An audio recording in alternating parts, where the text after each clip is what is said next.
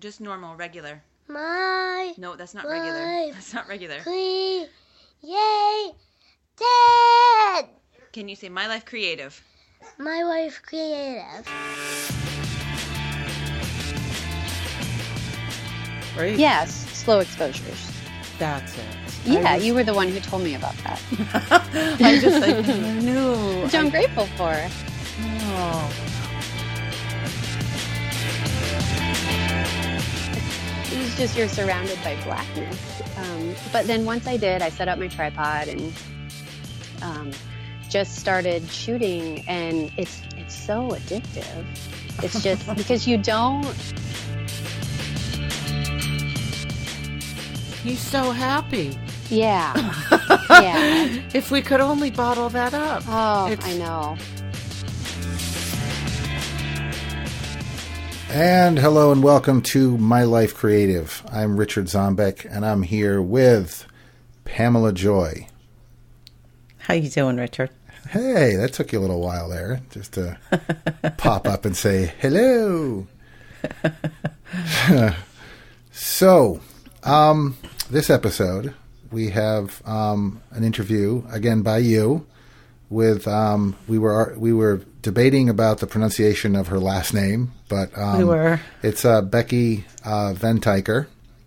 Yes, it is. And you interviewed her just a couple days ago, as a matter of fact. And let's hear a little bit about that before we play the interview.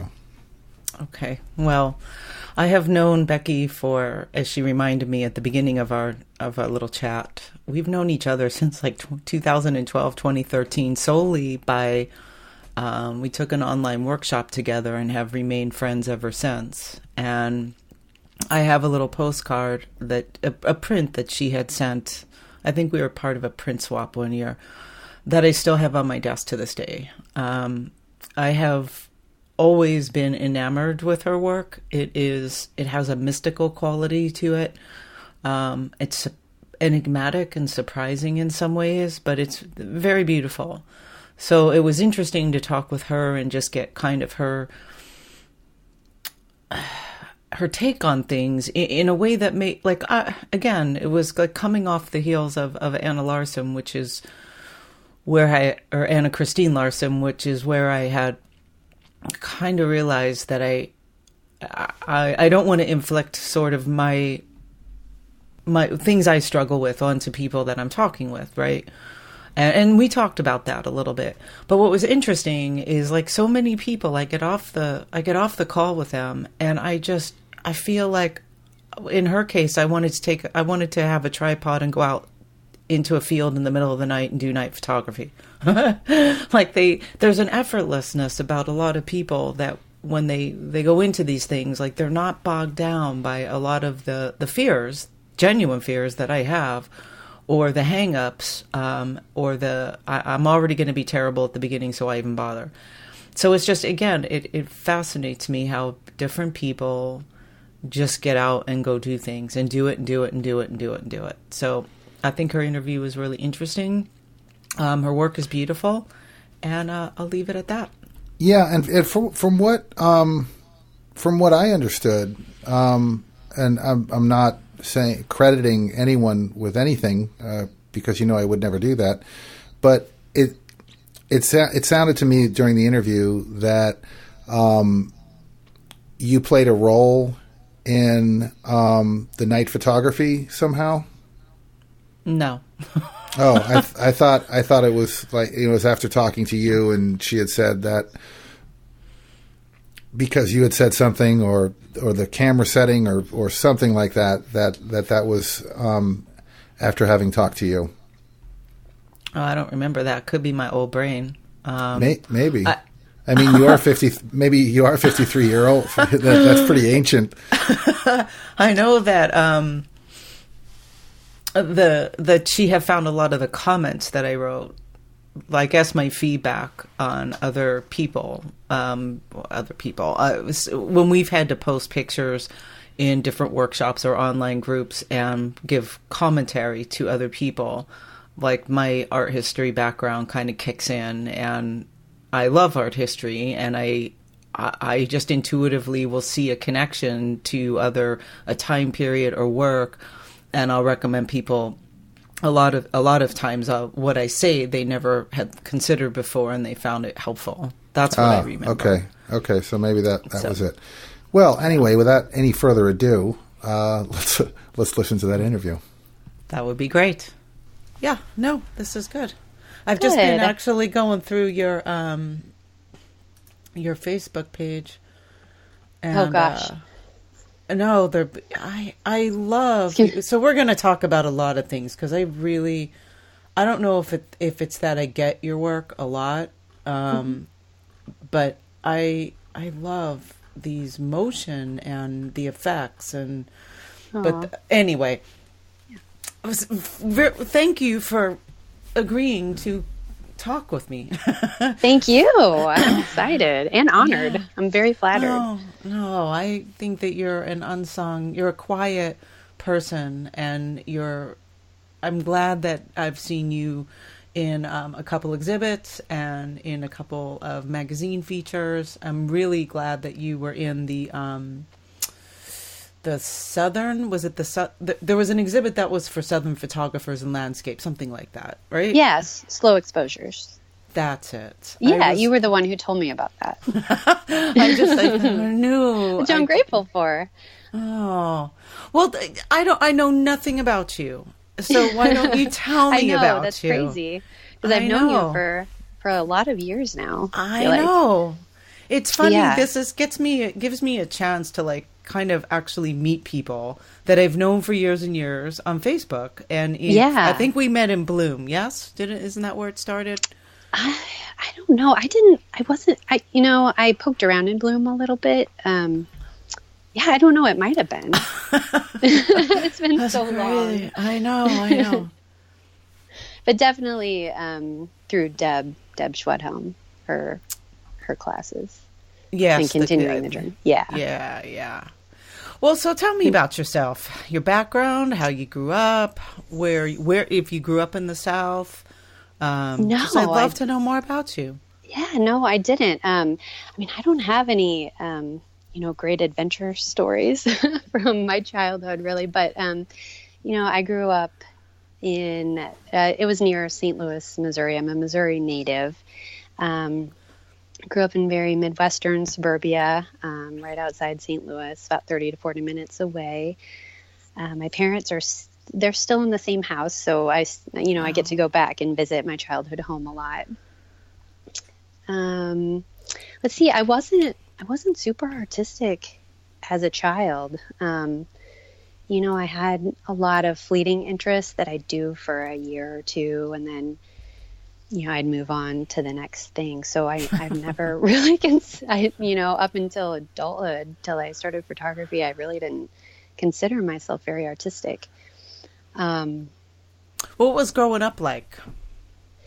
It was good. Like I said, very, very Midwestern. I met my husband in high school. Actually, we went to the same high school, and we dated briefly, at graduation. But we reconnected probably several years later. We went to college at opposite ends of the state, and reconnected several years later. So how did you end up in the South? In Virginia. So we moved out here for my husband's job in 2009, I think, and I got pregnant with Jude shortly after. And we lived in Fredericksburg for a year and a half, 2 years before there were threats of layoffs through my husband's work. He works for the government. Okay. And then we ended up in lucky him these days. Yeah. Yes. Most of what he does is classified, so I'm sure I wouldn't want to know a lot of things that go on. Sure, I wouldn't want to know either. Yeah. Oh, gosh. But he says he enjoys it. So that's interesting that you came from an area, because Missouri's pretty flat. I drove through and outside Kansas City, right? Kansas City, Missouri. So I lived in Oklahoma for a while. I went to college there. And I actually liked Kansas City. It was a pretty cool little blues music town. Oh, yeah. I love Kansas City. A lot of interesting things going on there, but flat as a pancake. I mean, I get why tornadoes roll through there. There's nothing there. So this is interesting that I find it interesting because the landscape must have blown your mind in Virginia. It's like the polar opposite. Yes. Yeah, we're just in heaven. We're just in awe here. There's mountains that we get to explore. So it's one of our favorite things about living here is going out there because it's all new to us. I mean, and we talk about how our kids are kind of spoiled with that because it's just like an everyday thing for them. But to us, it's just really beautiful. I've wondered about your big skies because and again, coming from a place where the sky is endless, right? Throughout the Midwest, that was one thing I loved in Oklahoma were the skies and being able to see storms. And if you got far enough out of the city, the stars, it just was an endless. You felt tiny, right? Yeah. So I'd love to know more about like you do a lot of skies and you do a lot of them at night. I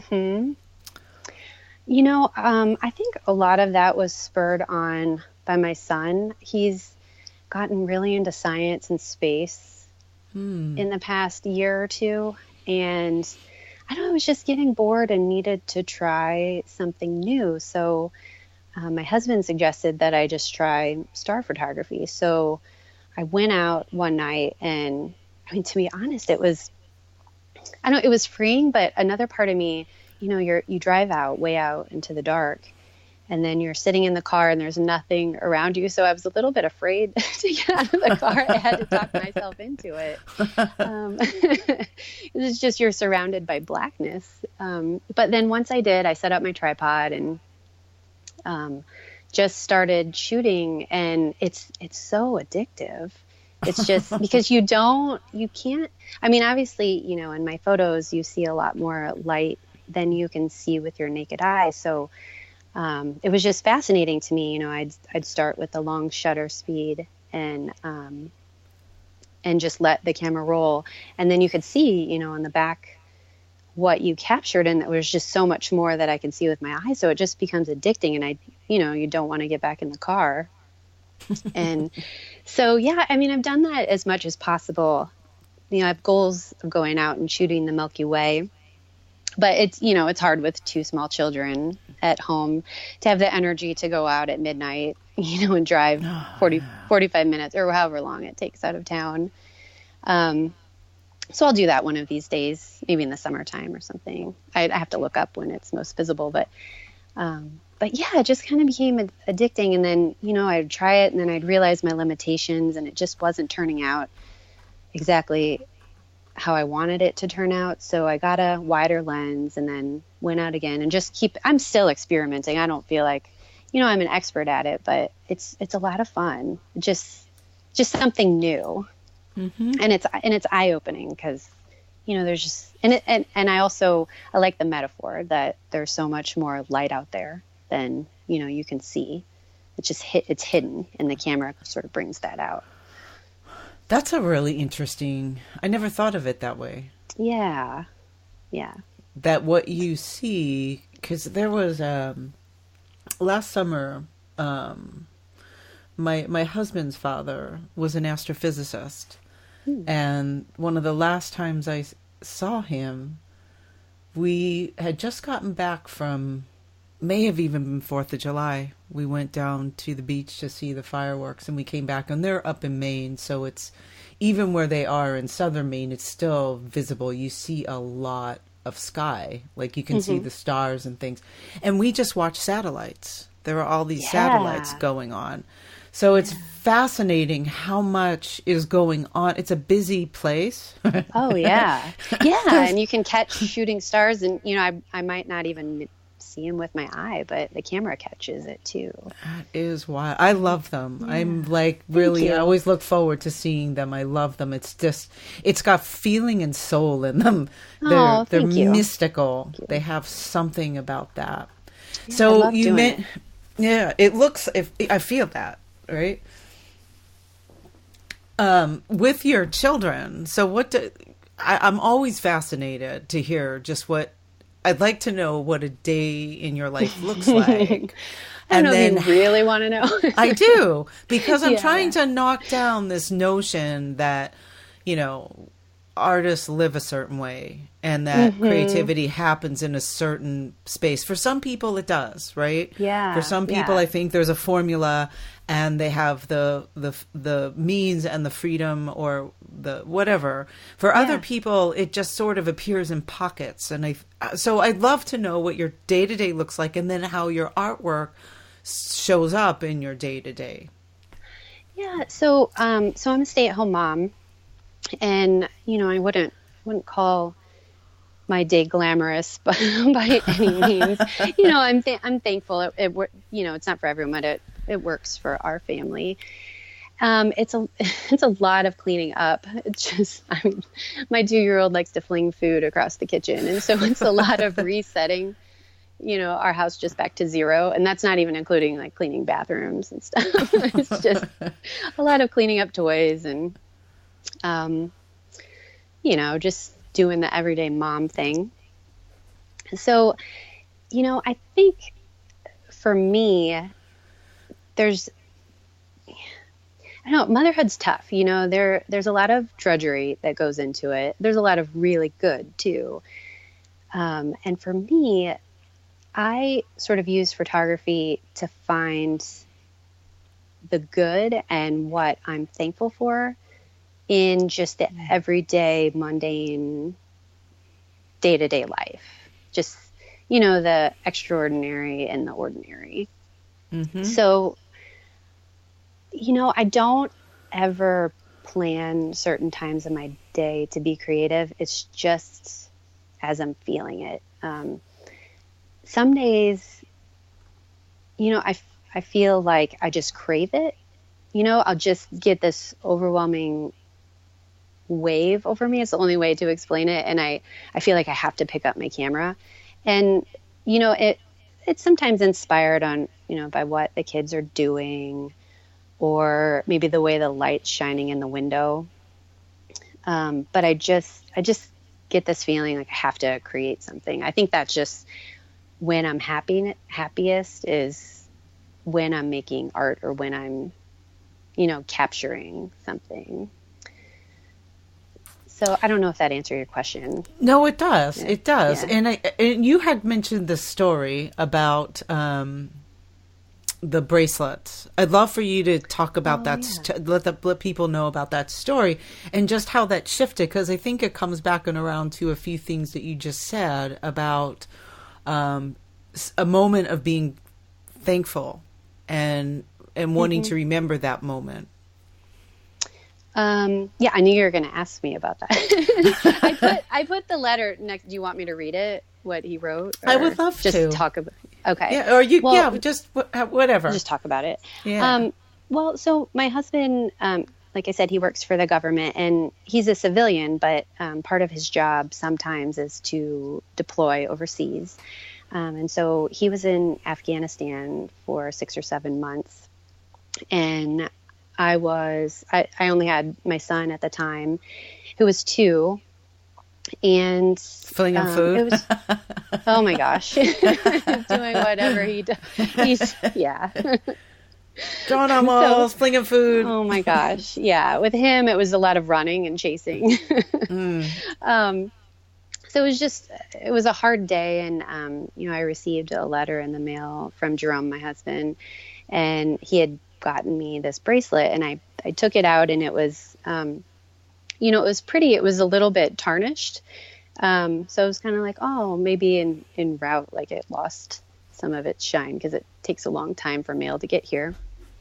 And he included a note with it, and it said, "This was handmade by a brave Afghan woman trying to become a fully engaged, contributing citizen, counter to what much of her society prefers.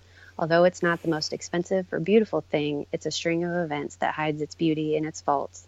It's rugged, it's been around, it's experienced. It represents so much in all those ways, too full of awesome potential if you don't fool yourself into expecting perfection. I love that. Yeah, he's sweet. I love that. That's very wise. Yeah. He is. He's a good writer too.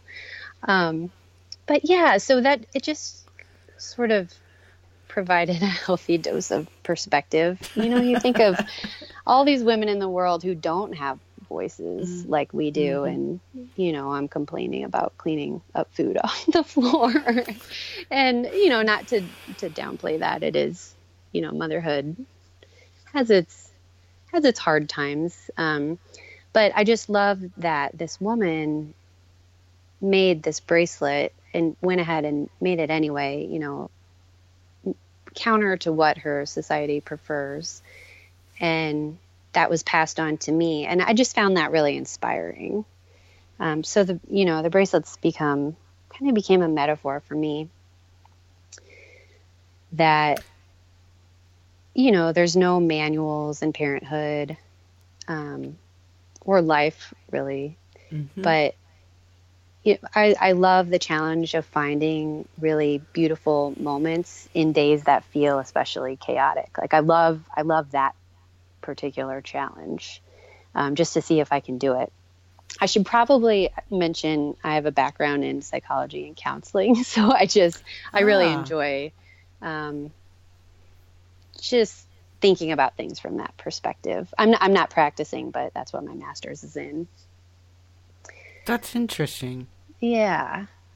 Because it is those little moments that can I don't have a thing. I have there had just been there was one day that I was riding home. I think I may have mentioned this. I can't remember now if I said this on another program, that I was driving back from work. It had been a really rough day, and I was so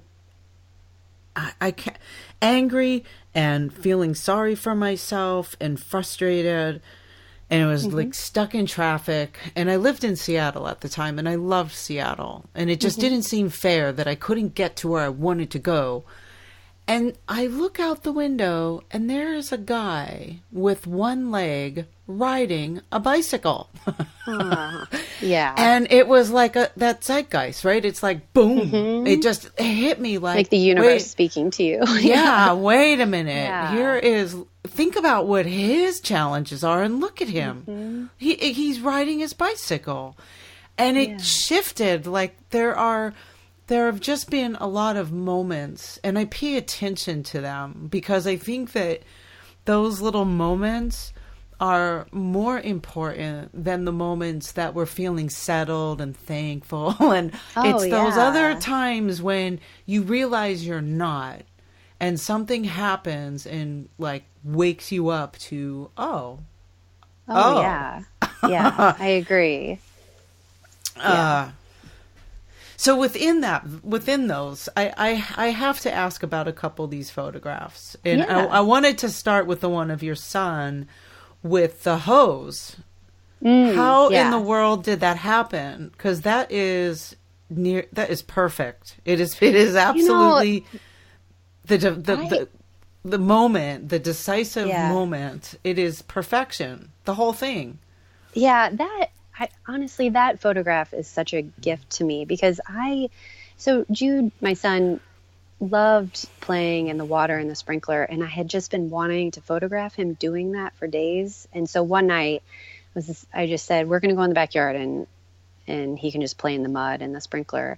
And I didn't even have the right lens on my camera. Like I think I had a 105 or something. Oh, wow. It was all wrong. And so I had to stand way back, of course. And he started throwing it up in the air, and that water, none of it's Photoshop, the water. It's like, it just landed so perfectly. And I have a shot, I have a couple shots around it, but I don't think I have any that even came close to the spiral. Like that was just, I don't know. That one just came together. It really did. I'm really amazing. Yeah, I have that. I love that and it's very him too. It's just his personality, and he's so happy. Yeah. Yeah. If we could only bottle that up. Oh, I know. That image has always, like, because you have kind of a little more documentary style of your children, you know, Yeah. the little one, I can't believe how big she's gotten. It's Oh my gosh. We've Tell me watched about her it. from From the ultrasound photo. I Yes, think I we've posted. watched her from before she was born, and I Yeah. can't believe how much she's changing and growing. It's wild. Mm-hmm. And so you have like these kind of lifestyle documentary pictures that have you in them, but then you have these other ones that the dominoes. I have to know about the dominoes. I mean, are these all long exposure, or Yeah. they're that was. spectacular? Thank you. Yeah, that particular one was, and I'm trying to think. I just like looking for symbolism in things, and so I'm thinking that was when I was pregnant with my daughter, and that my son was at preschool, and he wasn't into being photographed then. So I was looking for other things to photograph that inspired me. And so, I started, I don't know, I got an hourglass. I got, a pocket watch, or my husband's pocket watch, and the dominoes. And I don't know, I was just, it would just be correlated to different things that were happening in my life. And we had all just fallen so sick that winter, or whenever I took it. And so I just started photographing it, and it really, that one just came together. I had to take a lot of shots. I tried in different light with different backgrounds, and that one was my favorite. But it was just a lot of experimenting, honestly, and just, playing with it for a long time until it came together. A lot of these feel very Magritte. Are you familiar with Magritte, the surrealist painter? You should look him up. He's okay. It's because it's got it's got a whimsy to it, but it has like a metaphor. A lot of these feel like metaphorish, like they speak to something below the surface, right? The umbrella, your boy with the umbrella in the water always makes me smile, because that's actually my brother-in-law.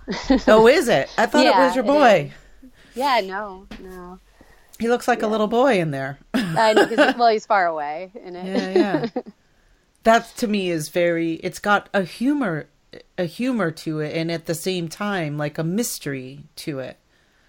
Yeah, that was actually just really lucky. So we were on a family vacation in Florida with my husband's family, and I was in the water with my nephew and my brother-in-law, and it had been raining a little bit that day, and one of the umbrellas we had brought to the beach blew into the water. And my brother-in-law, Fred, plays around with photography, and he said, "Oh, this will make for cool pictures." And I already had, I have this waterproof thing that I put over my camera. So I already had my camera in the water while I was photographing. And so I just sort of sat back and just watched them play. He was actually going out to a sandbar that was way out into the ocean, which is why he's so far away, showing us that he could stand in, it was really shallow out there. So that again was a lucky shot. And, I had somebody ask me if it was photoshopped in there. But with that picture, it's just the focus. It was hard to focus with, I had this waterproof like rubber thing over my camera, and you can't toggle the focus points very well. So the focus grabbed the water a little bit, but yeah, I loved like how that turned out. I have a couple I should put a couple more I should post. I love that it focused on the water. That's one of the things I like about it a lot. Yeah. I kind of like it. I like the effect too. It just feels like that's so here's something you keep saying, that's really lucky shot. Yeah. David Carroll told me one time that I think he was told by Lizette Modell, who was his teacher at the School of Visual Arts, that he used to say that too. See, I got lucky. This is a lucky shot. And she said, you have a lot of lucky shots. Yeah, I mean, a lot of it's patience. When I'm photographing and really into what I'm photographing, I do experience that flow state where drives my husband and my kids nuts that I just can't stop once I start. And I'm just someone who I have to stick with it until I get that picture that I'm happy with. And then but it's funny though, sometimes then I'll upload the pictures to the computer and it'll be the first one that I took, after 50 shots, it'll be number one, the very first one. I don't know. I'm never satisfied. I understand that. I find that with portraits, especially. Yeah. The first one's always the best. It's the most crazy? Unmasked. It's the most unmasked. It's the longer I go with them, and I'll do it just because if you have a large group of people, the likelihood of one person having their eyes shut. It's the only time I use Photoshop for some of its more advanced or retouched face, whatever. It's the only time that I actually do those kinds of things. But it's always the very first picture that I always like the best. Yeah, it's crazy. So I understand that. But I get the sense that you really do. I feel you playing, right? And experimenting and trying different things. It blows my mind, all these different, right from I think that one of the very first pictures I have, I got you on a print exchange one year, and I still have that.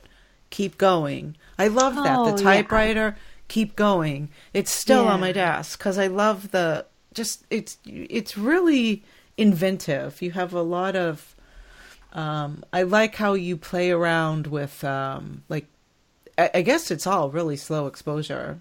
That always frightens me. I have no idea what I'm doing in that realm. I just started getting into that. I think I just get bored easily. And I just, sometimes, I don't want to photograph my kids too much because, especially my son, he gets over it quickly. I mean, now he'll ask me sometimes if I'll take his picture, but I try to respect him, not taking his picture as much.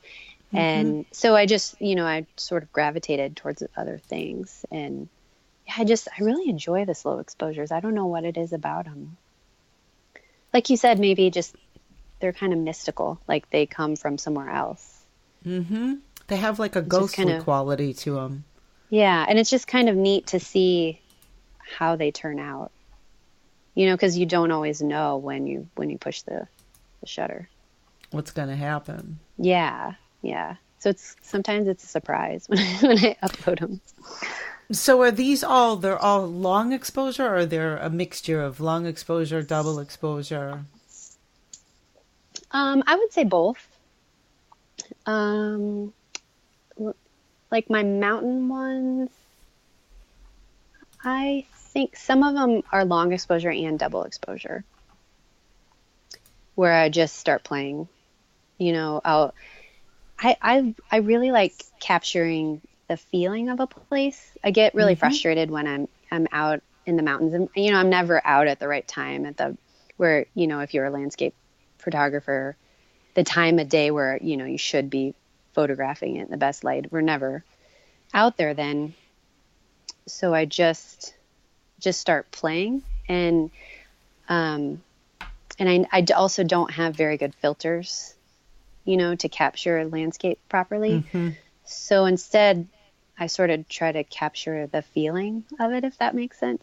It makes total sense, because I do that a lot at the beach, where I can't. Oh, I love your beach pictures. I can't get the, a lot of times, especially, I go to a Zen center every morning, and last fall, the sunset, and I go, it's a block from the ocean, and the ocean there, it's more of a harbor. Yeah.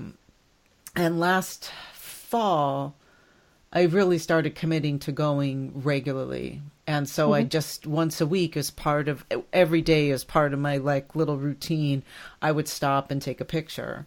And I'm only using the little Fuji. I don't take like a big camera. I don't use a tripod. I don't have really? filters. I just use the little Fuji. It's not always, it's not the best for landscape, but for my purposes, I have gotten a lot of satisfaction. But I understand what you're saying, because a lot of times now with the sun is much too hot. Even at 6:40 in the morning, it's already up and over. It's too hot. And so I've been doing a little bit more of double exposure. I may have to switch and go at night. I don't know what I'm going to exactly do, but the fall and the winter were spectacular. I loved your pictures from that. Just so, it's peaceful. humbling. Mm-hmm. Yeah. But I too appreciate less the literal, here's where it is, and more of tell me how it felt to be there in that moment. Yeah. And that's just, how I've started gravitating. And I like the surprise element to it. Sometimes I'll even just close my eyes and just move my camera. And oh, that's fun. And you should try it. I'm going really to. Fun. You should. Yeah. And then when you combine them, it's just, all of it. It's so fun to see what you get. Yeah, do it. So I can't wait to see what you do. Yeah, this is like one of the places in art history that I loved the most, where I think it was Rodchenko. It was a lot of the early surrealists who used to, like, let's say that they would cut up pieces of paper and hold them up high over paper and drop them, and wherever they dropped, that was their piece. It was all about chance and spirituality, because spirituality played through what you can't control, and however it worked out. And I love things like that, where you just kind of let it go. You technically do what you can do. Like the darkroom used to be that way. Yeah. Things would happen in there that I never, there was one time the easel kept moving. Oh, and I was like, what is going on? What? And I was getting frustrated, and I finally just said, all right, I'm just going to move the easel. It wants to move. So I moved I moved it, and there were faces in this picture. It was crazy. Oh, gosh. And it was just a lineup of the chemicals getting to me. Yeah. I brought it out, and it was as plain as day. There was this little, like a Hispanic person's face right in the picture. I showed it to people, and everybody went, whoa, what is that? And I said, I don't know. And just, so I appreciate that kind of playfulness in that. Because you come from psychology, do you think that plays into some of these things that, I started photography right at the time I finished my master's. I had been working a full-time job and doing my master's at night, and I had always wanted to take a photography class, but I couldn't in college because you had to be an art major. And really? I don't have any sense of drawing. Sad. Yeah, I know. So, I asked my boss if I could take a class or audit a class, because I didn't need the credits. And so I should mention I was working at a college at the time. And she said, yeah, that's fine. Just make up your hours. And so I took a film photography class, and I just fell in love. So, that was right at the end of schooling. And I know that's just, I really, really just enjoy reading about psychology-based inspirational books. So I know that's just part of who I am. And that's got to play a part in my photography as well. My husband says I'm kind of nerdy that way. I just really like psychology, and I don't know. I love reading about the creative process and how that works, and that just fascinates me. And then books like Daring Greatly, Brene Brown, and stuff like that. Oh, it's good. I like her. She's very pragmatic. She's so personable. Yeah. Yeah. And it's real. Her work is really, she's honest. Yeah, I like that. I like that she's very real. Well, within all of now, do you do client work at all, or no? Do you just do your family and your own stuff? Yeah, I did do client work for a while, but then I found that just wasn't. Yeah, I just didn't feel like that was the path I should be taking. So, yeah, I still do a little bit for friends, but I've kind of moved on to that. I really just love the art aspect. It's what it's where I get my joy from. So yeah. Not a whole lot. It's, it's kind of hard to explain when people ask what kind of photography you do. I try to explain I used to do more clients and stuff, but I've sort of gravitated away from that more recently. I don't know. I might go back to it sometime, but I'm not a very good, or I should say, I don't enjoy directing people very much. I really love just being a shadow or a fly on the wall and trying to find that magic that's already in front of me, which is, easier to do with your own children. And I know their habits and I know their personalities. And so even if I can't capture it, then I can have it in my mind. I'm going to capture it a different day or wait till the light is right and then say, hey, can you do that? And then just have them do whatever they, kind of like the hose situation, just have them do whatever they were going to do.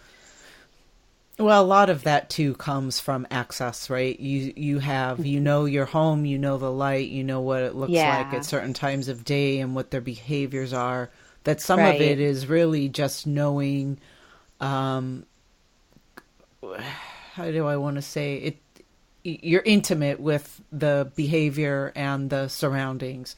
And with client work, you've got to get up to speed really quickly and try to unmask everybody so that they just sort of, I often spend longer than I don't really look at my time with people in their home as I'm losing money here, because it's usually through time that things start to happen, and being a shadow and interacting and stepping back, and you see things, or people just forget about you and they start to behave in a way that they normally do in their home. But I understand what you mean about just the sheer joy of just going to a place and spending a day and photographing, and for the sheer pleasure of it, and I get a lot of enjoyment in nature. I sometimes feel redundant, like I'm doing this again, and this again, and this again, and it's okay. It just all builds on top of each other. I don't know. Yeah. But was there any one thing that you think, or maybe a couple things that, like a point at which you really just started to move maybe over towards this direction? Because the client stuff, it's a lot of work. I don't think people realize how much work goes into it all. It's a lot of work. It is, and it's a lot of work on the business. Yes, side it's not the fun stuff. It's emails and brochures and writing and pricing and pictures and websiting and all the social media. It's the antithesis of the freedom of just going out and create. So I wondered if through all this, because it feels like you found your little jam here, like you've got a flow and you know what you're doing and you're clear on that. Was there a point when it was maybe muddy or uncomfortable, or you were like frustrated, or did you just naturally sort of glide on into what you're doing now? That's a good question. I think that I did just, it sort of happened organically. I'm trying to think if there was a point. I think a lot of it had to do with, there's a life transition of having another kid and moving on and not having the same amount of time that I had. I was feeling a lot like I sort of had to choose, do I want to do this as a business or do this as a more of a creative hobby or outlet? I mean, I guess you can still, there's still money to be made on the other end. And I was just feeling like at least the portrait side of photography just wasn't what I wanted to do. Like I said, I find a lot of joy in photography, and I felt like when I was putting the pressure on myself to make money through that, I started to not like photography as much. So I decided, if I'm going to make money, I want photography for me, and I'll when I'm ready to get a job or, do something else, I'll do that. And we're fortunate enough. I mean, we sort of planned that, my husband and I, a long time ago, that anything that I did with photography would be extra. So we're big on budgeting and, I guess just planning ahead. So yeah, I think it was just, I really wanted to reclaim that for me. And, and then, yeah, just to make a living doing something else. And maybe it'll all come back together. I don't know. But I'm just really happy doing what I'm doing now. I feel like I'm in a good place. The picture, like you have, I think your boy looking up at the sky, or maybe it's you, because if it's late at night, there's one picture that it's like there's posts on the, like a fence, maybe. Or... Yeah, I am in one of those. And then there's some friends of ours went out with me. We went on a trip to North Carolina with some friends. And so my husband stayed in the cabin with the kids, and I went out with friends to do some night sky Good photos. Husband. Yeah. Well, it's these kind of, they're like atmospheric portraits. And some of the ones that I've liked the most, that I've wanted to try to figure out how to market those kinds of pictures that I've taken of other people. Like, I've seen the scene and I have photographed it, and I include it in my portfolio for family work, because those are the kinds of pictures I would really like to be hired to take. And they're like an atmospheric, expressive portrait. It is beyond and I love a good portrait. Don't get me wrong. There's something about eye contact and but the person I have to be vulnerable to them, and they have to be vulnerable to me. It's a two-way street, and not everybody can do that. And some days I can't give it. So it's, I have really good portraits that land deep, and then there are others that they're good. They're a nice picture. Yeah. But there are ones that really go well beyond the surface, and I can't explain that. It's how that happens. That it's a mystery, and it's magical. But I think the only word I've ever been able to come up with is atmospheric. I've wanted to do atmospheric portraits, and I think you would be very good. I think you would enjoy that, because a lot of your pictures have that atmospheric, expressive quality to them. Yeah. It's hard to figure out exactly how to set that up, but I've had friends ask me to do that before, and I love doing that.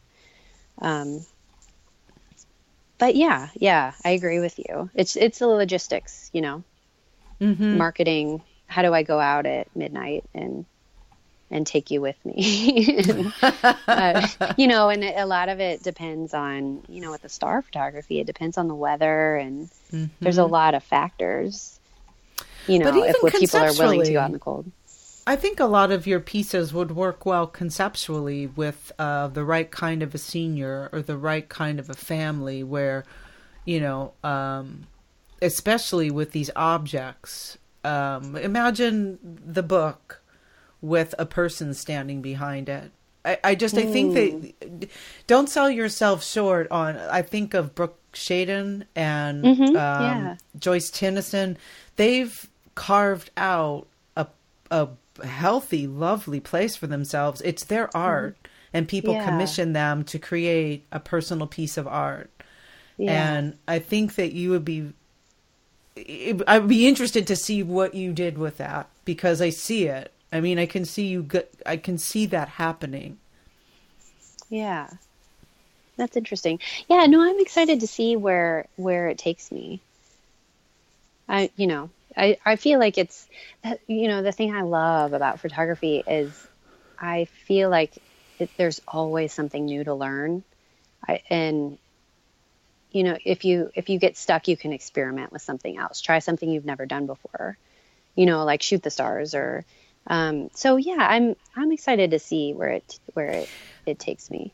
See, what's interesting is I'm like, and this was funny because I had a talk with Anna Christine Larson. Yeah. Last week, or I think it was last week, the week before, and these questions that I always ask people, like, tell me, what are your disappointments and your setbacks, and how do you deal with competition in social media, right?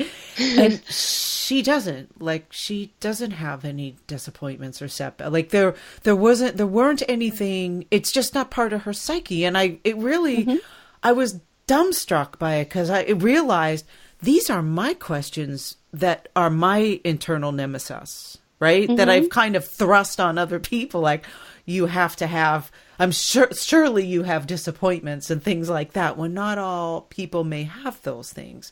But what you just described, the experimenting and everything, I get terrified with stuff like that. Like I sometimes don't know how to let go and just play and have fun with things. I used to be able to do it in the darkroom or with gum printing or other processes that use my hands.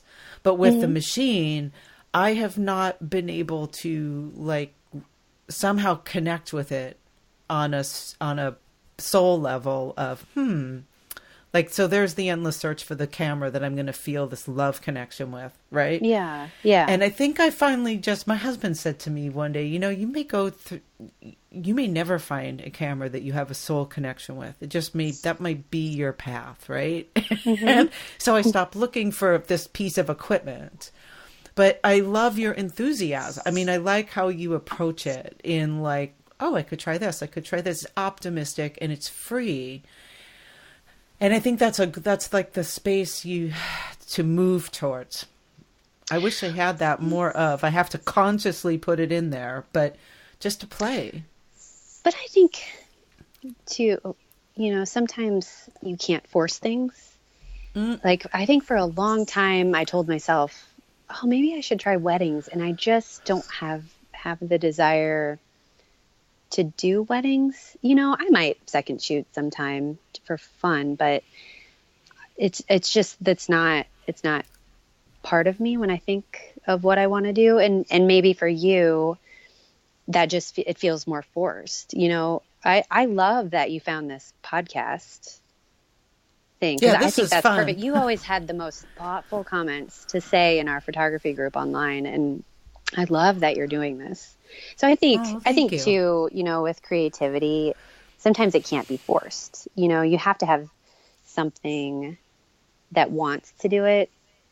Like, like I have friends that say, I'm not creative at all. And then you walk into their house and they just, oh my gosh, it's just like these beautiful, vibrant colors. And then you see, what they make for teacher gifts. And it's just this gorgeous packaging. And, I think we all have something, but it just shows itself in different ways.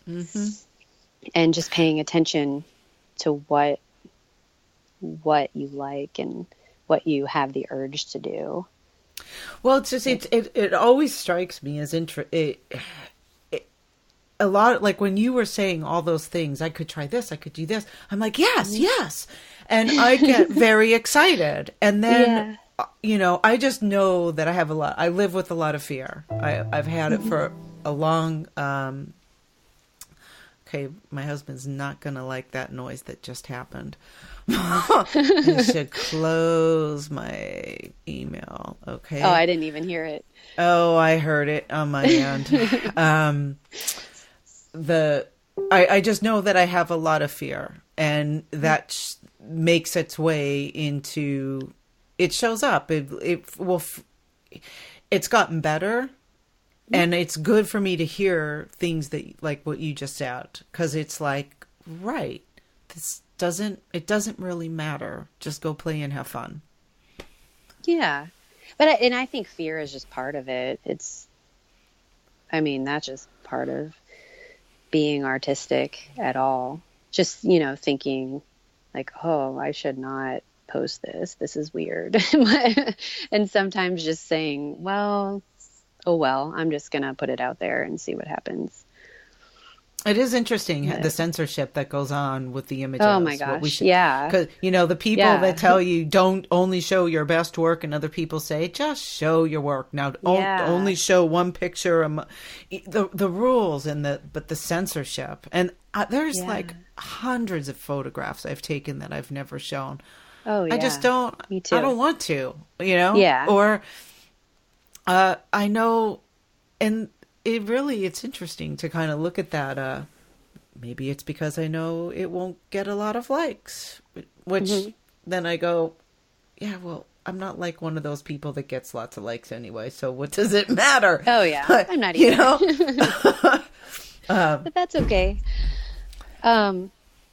But how do you have disappointments, setbacks, do you feel competitive, or do you have any of kind of those pangs with social media? Like, do any of those things show up for you? And if they do, how do you deal with it? Well, I don't think I deal with setbacks as well as I'm supposed to. I mean, we're all our own worst critics. But just trying to keep things in perspective. Sometimes I'll post things and, hardly anybody will see it, or, as an aside, I've kind of stopped posting on my photography Facebook page because it'll tell me, like 12 people have seen it. And it's just, I just forget about it. I don't have that kind of, I don't have the time, or I don't want to waste the time, but, I forget where I was going with that, but, so, sometimes likes can throw you off. And what's meaningful for me is that, a photograph might not get a lot of likes, but a friend might come up to me later and say, I just loved that photo that you posted. It really spoke to me. Like just reminded me of something or gave me that feeling. And that's what's most meaningful to me, is just making those face-to-face connections. Mm-hmm. Amen. I agree. Yeah. I would say that most of my client work is coming from referrals at this point. I've never gotten anything off of Facebook or Instagram or any of those and that places. says a lot. Yeah. It's all word of mouth, and people talk, and if they enjoy you and what you're doing, it circulates. Mm-hmm. Yeah. Social media, I have a love-hate relationship with it. I'm on it mostly now just to connect with local friends, and I'm in a local mom's fitness group, and so we talk a lot through that, and so I'm on social media a lot for that. But I have a lot of family that live far away, and I would miss out on what they're posting, but sometimes it's just a lot of noise, and it's a lot of things I don't need to be seeing. I just don't need in my head. Like I don't need to know what you had for breakfast, and likewise, you don't need to know what I had. I'm sure people think that about me too. So it's it's mutual, but it has its good and its bad. It is time consuming. It is so time. It can be so time consuming. Yeah, and addicting. And I don't know how. I have of late. I spend a lot of time on Twitter because for my purposes of a place to rant, it's a good place to do that. Oh yeah, I'm not on Twitter at all. I would say it's predominantly used by news people and journalists. Okay. And so if you're following news there are photographs, and I have followed a couple photographers or nature places, and things that give it some life, that it's not all doom and gloom all the time. But I honestly, there are times when enough, you shut it off. Because once I'm in, and now I'm doing this and this and this. Yeah. And you find yourself angry and yeah. And Facebook can be that way, that it's just this endless, it's just time consuming to where I turn it off. If I'm in the grocery store, I'm in line in the grocery store. I might say hello to the person in front of me or talk with the person behind me. I might just observe what's going on around. I don't know. I try more and more to just be where I am and not escape. Yeah. Good for you. I'm still working out the kinks on that. I deleted off my phone a lot and then just, let it be for a while. But it always, I don't know. Then I get bored when I'm at home and, I'll check it. And yeah, it's a goal of mine to be on it less. So it's almost like I can't remember what life was like before, and we haven't had it that long. When you think Isn't that about crazy? it, Yeah. Yeah. What did I do? We are losing the ability to be bored or to sit with ourselves for a little bit. Yeah. It's crazy. Yeah. And sometimes, something will come across in my email that somebody posted in one of the groups I'm in. And I just have to delete it immediately or I get sucked in, especially the photography articles and stuff that I love reading. But it's just like, nope, I just need to. It just, the hard thing about it is it captures your attention right away when that wasn't what you set out to do in that moment. You might have gone on to see, oh, did so-and-so have her baby yet? And then you get sucked into this news articles about, I don't know, a movie star or something crazy. Right. Well, before we end, I wondered what inspiration you have, reading, poetry. I know the nature, and where do you go in Virginia? What, Shenandoah keeps coming to mind, but I don't think that's there. Where. Yeah, is it? No, is the Shenandoah Valley? Yeah, so that's pretty near our house. Wow. I mean, within half an hour, 40 minutes. So we like to go up there a lot and drive on Skyline Drive and go hiking. So that's definitely an inspirational place and new to us, just being from the Midwest. Recently I've gotten into running in the past year, and I think watching races is really inspiring to me in a lot of ways. I see these 70 and 80-year-old people just trucking it along in like a 10-miler, half marathon. And that's really inspiring to me that, they may not be the fastest, but they go the longest, like they're still doing it at that age.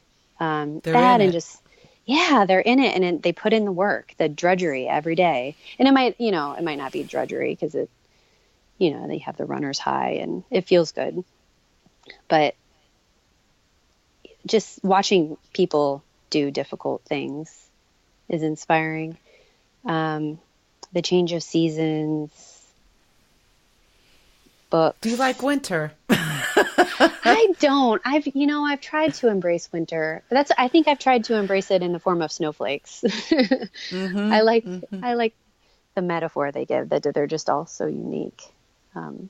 And every once in a while I'll get my camera out, but winter is a hard time for me. It's a hard season to be inspired. Yeah. Except for morning light. I do like cold winter morning light. It's cool and it's warm. I don't have a, that's all, as best as it's like a bluer very glowy. Light. Yeah. Yes. But there's a really nice quality to it.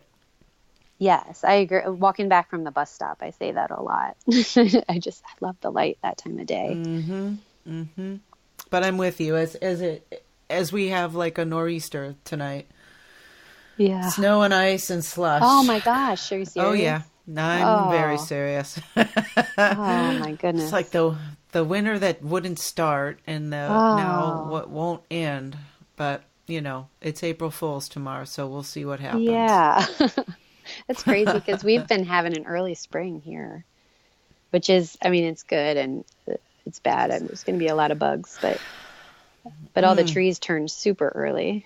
Oh, wow. You already have blooms. Oh, yeah. Yeah. Oh, wow. Flowers popping up. It's crazy. But yeah, I think just watching the light with the change of seasons, I like how it changes in my house. Mm-hmm. And then how do you stay organized without being overwhelmed? I don't or do know. you embrace the chaos of files? I'm overwhelmed a lot. So I just try to stay as organized as possible. I think just having, at this stage of life, for me, having mom friends and photographer friends just going through similar things, it's just knowing you're not alone. And just trying to stay as organized as possible. A lot of to-do lists and just hoping it turns out. Sometimes it's embracing plan B and C and D, but you just kind of have to go with it. So last question, what are your biggest hopes and dreams, and what would you say to yourself in hindsight as you were just starting out? Good one.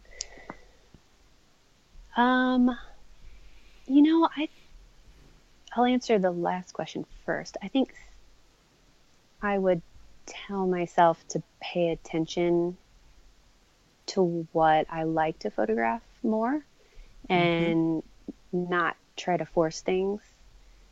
I remember starting out and thinking I had to stylize things. And that's not me at all. I'm not a pre-visualizer. I just like to capture what's in front of me. So to just really pay attention to what I like creating and know that everyone starts somewhere and your best pictures are always ahead of you. And my biggest hopes and dreams, that's a tough one. I think it's just to create really meaningful work and a healthy environment for my family, spending time with them and being a good role model, just remaining engaged with friends and people around me in a meaningful way. I mean, that's there's always goals that you want to complete in between that, but I think that's the overall big picture is always going back to that. Is this good for my family? Is this going to help the big picture? Well, thank you so much. This was. Thank you. We're gonna have to just talk again, just to talk. Oh, I would love that. Anytime. I won't record, because it's really, I can't believe that we've never just said, "Hey." I know. I know. Sometimes well, you are welcome to visit anytime. You and I've never been to Boston. You live in Boston, right? We're north of Boston. I'm actually north in of Salem. Boston. Okay. I knew it was city? Somewhere. Yes. Yep, it's a unique little place. Yes, and I love the series you made out of that. I've not known. I think that everybody liked the title. Yeah. And I felt like I had to, and I really didn't know what the hell I was doing. It started from a place of, I noticed that the way people treat the older witches, the real witches that walk around, they're full on, there's a very different way that they treat them than the little ones. And I thought, wouldn't it be interesting to dress these two kids up and have them run all over all these historic places? Yeah. And so that's what I did. And then from there, I've never known what the hell to do. It changed with I really liked the last two, I think it was the last three girls that I did, because it was many, many years after those first ones that I kind of figured out I wanted more metaphor. So are they here or are they ghosts? Are they, and where are they? And really being thoughtful of placing them in areas that are they the watcher or are they being watched? Like playing with that whole kind of but I've never, and it's very, I need 8-year-old girls. They're the perfect age. If they're any younger, they're too silly or they're scared. Some of them are they don't want to be a witch. They don't like it. But 8 to 10 is the best age. And right now there's one, Quinn is finally, I can't believe I've worked with him this long. She just turned 8. So she's a candidate and she knows how to do artist face and all that. Oh. But I'll have to see what I can do. But thank you. Yeah. I mean, it's crazy because sometimes you just know that you want to do it, but you don't always know where it fits into things. Or for me, it's how do I put this in a category? You know, I like this picture, but how do I put it on my website and in a category that will make sense, you know? Yeah. Or in a story. I don't know. I just kind of keep picking away at these. Like you know, I have some series that have been going on for a while that I don't always elaborate on because I don't know where they're going yet. I'm still kind of trying to figure it out. And there's other things I've wanted to do with them that I haven't done. I feel you on that. And I know that feeling. Yeah. Well, I don't have I don't shoot in my house or I don't shoot my life a lot because we've been, we bought a house really that we saw in 5 minutes. And it was just, there was so much trauma going on in Seattle and my job and everything that had just happened that we just moved here. And we got here and went, oh, what the hell did we just do? So I've never bonded with it and we've not had the money to do it. So it's not like I live in visual. That's like my ongoing excuse. I don't have a visual environment. It's not inspiring it. There's no light in here. I mean, compared to like Amanda's house, she picks her homes for light, believe it or not. Oh, really? Yeah. She does a good job. Yes, she does. She chooses. When I visited her one home, I'm like, you have the most fabulous light here, Amanda. Huh. She said, yeah, I chose it for that. She's very specific with, and I never thought about that, like choosing your house for the quality of light. But regardless, you know, you the whole point is to make it work with what you have. Yes. So I'm kind of, based on what Rebecca showed last week with her self-portrait, I've been thinking for a long time of, I don't know that I'll share them anywhere, but you need to like maybe show your life, do a day in your life. Even if it's you sitting at the computer, which is where you are a lot. Yeah. But anyway, I'm just babbling now because I'm tired. No, that makes sense. We chose our house kind of fast too, and I didn't. It had skylights in the kitchen, but I mean the light, I didn't even see it when we looked at it. But it's been neat for me. It's more about just noticing the light as it comes, because it's really beautiful in certain windows at certain times of the year. And I'm not necessarily inspired by the environment, but sometimes the light shows up and then you grab that. But yeah, maybe in my next house. I'll have to. I don't know. This has been another episode of My Life Creative with Richard Zombeck and Pamela Joy. You can find us online at MyLifeCreative.com, where you'll find more information about us, our guests, and while you're there, please consider supporting the show to help us produce more content like this. Oh yeah, can you feel it? Just over the credits, just riffing now. Words and chords. Not the poetry and the real thing, but not bad for an ad-lib. Not good, but...